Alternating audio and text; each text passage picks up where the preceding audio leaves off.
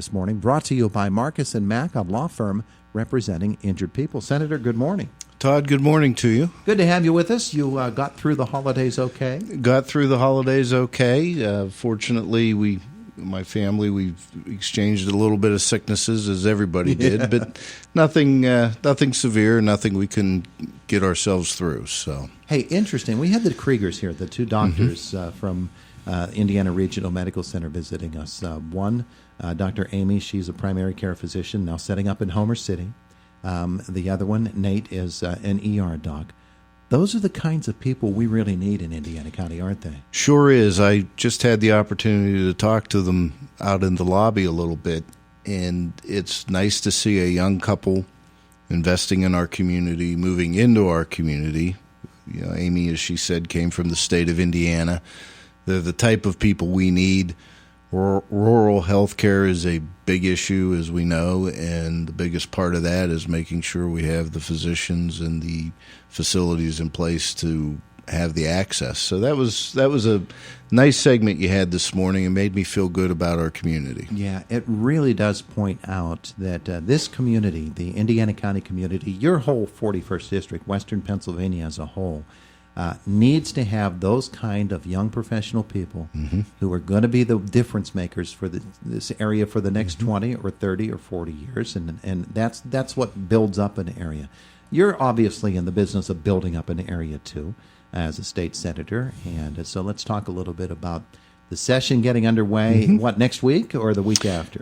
The 27th is our first voting day back. We were actually back this week to reorganize. Every year the Constitution requires us to reorganize on the first Tuesday of January. So we reelected Senator Scarnati as our president pro tem and did some other formalities. And then on the 27th we'll begin our legislative session, which will be quickly followed by the governor's budget proposal on February 4th. Yeah. And then budget hearings. We get so caught up in those budget discussions. You know, that's how you kick off the new year, is with budget discussion, the budget address, and then the reactions that we get from it. But there's a lot that can happen in the first 6 months of the year. So let's talk about what you would like to see happening in Harrisburg and then throughout the region. Well, I would like to get the bill that I introduced last fall as it relates to highway infrastructure through the Senate, hopefully in the 2 weeks that we're back. If you may recall, we as a Commonwealth have over the years made a budgetary decision to use money from what's called our motor license fund to pay for the operations of the state police.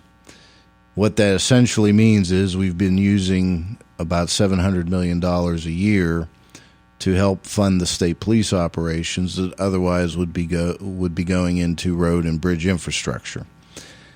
I don't think anybody questions that the state police need and deserve those dollars, particularly whenever you hear your news reports on a daily basis and what they have to deal with. The question is the priority of the budgeting. I firmly believe the state police operations need to be paid out of our general fund budget, and the motor license fund, which is essentially what you pay at the pump and gasoline taxes, needs to be used for its intended purpose, which is roads and bridges. So we're trying to make the correct policy decision. It's not going to happen overnight because of the big number we're talking about, but we've started that process a couple years ago. And now that we have a much better revenue picture, I believe it's time to accelerate that. So I'm hoping that bill gets through the legislature in the next couple weeks.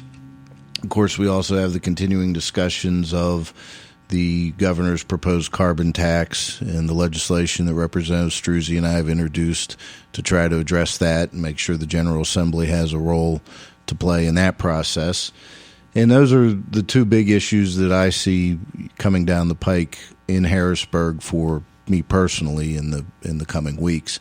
I was encouraged to see that Senator Scarnati made some comments about bringing the issue of property tax reform, reduction, elimination, whichever phrase you want to use, to a head and bring some ideas to a vote and either make a change or move on. And I think that time has come.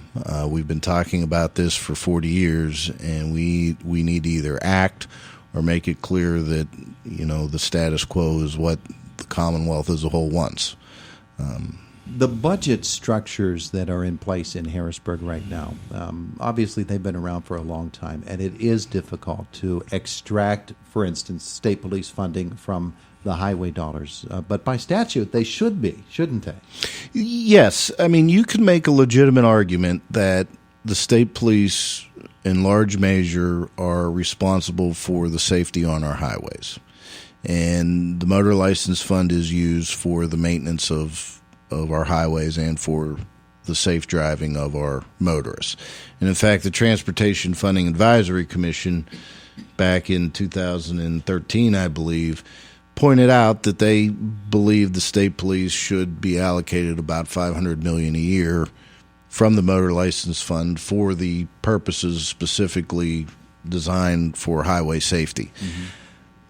I think we could make that argument, but at the end of the day, what I'm seeing is that our roads and bridges, despite us having the second highest gas tax in the nation, are not where they should be.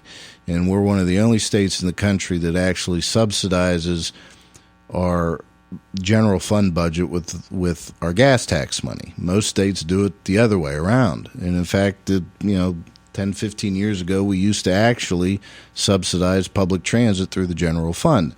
And we moved away from that.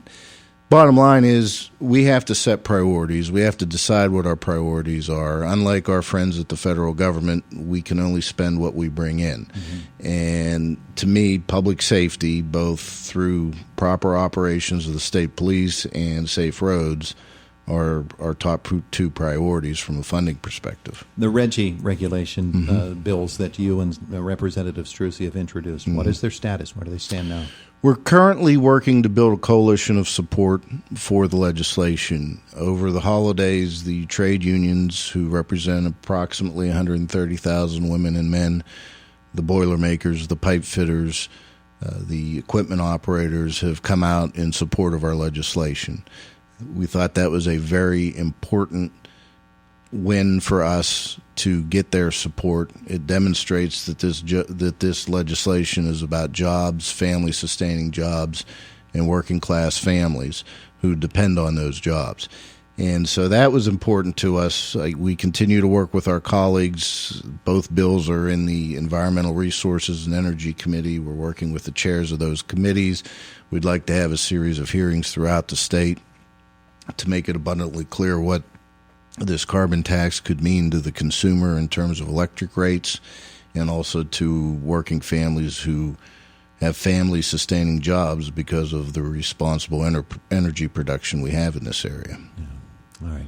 Some of the other issues that you've been trying to tackle here in the last year, because it's a year since you've been in office now. 8 months to be precise, yes. Yeah.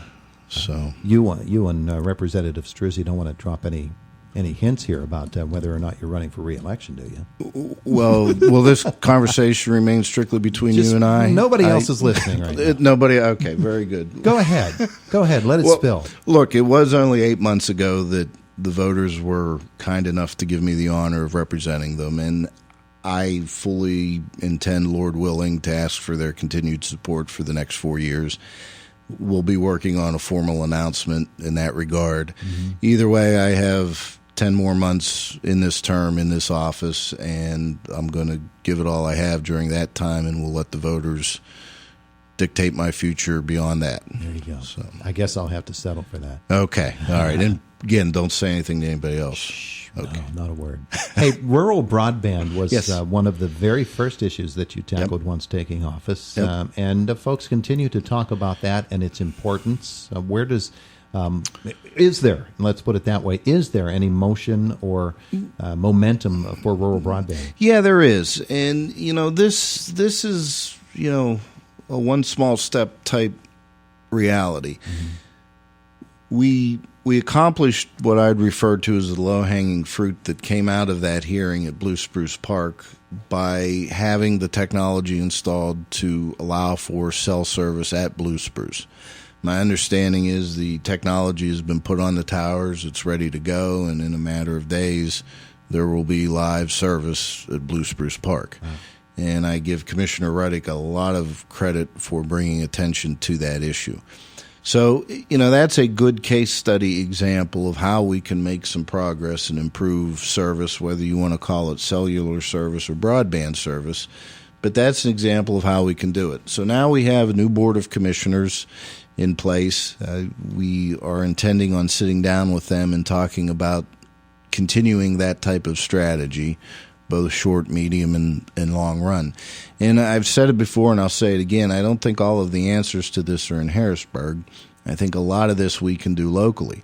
And the technology that was added to that tower was funded through a combination of the hotel tax revenue that the county receives and the Marcellus Shell impact tax revenue the county receives. So that's an example of how we can use existing local resources, if we prioritize them the right way, to address a problem. And that's what we've done.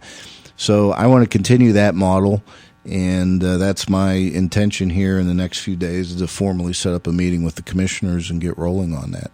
Talking with Senator Joe Pittman here. We've got a couple of moments left. I want to talk to you about your spring schedule locally here. I know you did a bunch of public meetings in Butler County in the fall. Yes. What's it looking like for the spring? We'll be setting up town hall meetings this spring. I've not yet worked with my staff to set up dates exactly.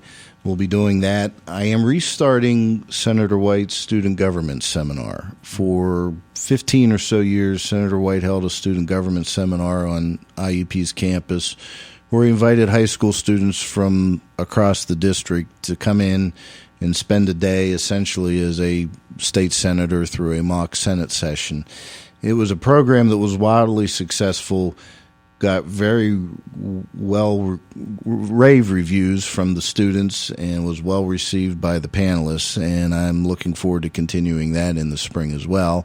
We'll be doing our senior expos. I believe we'll be doing one in Delmont area, Murraysville area in May, so that'll be on the agenda. And then, this is the busier time for the session season, so we will be in legislative session for a couple weeks. Then we have appropriations hearings.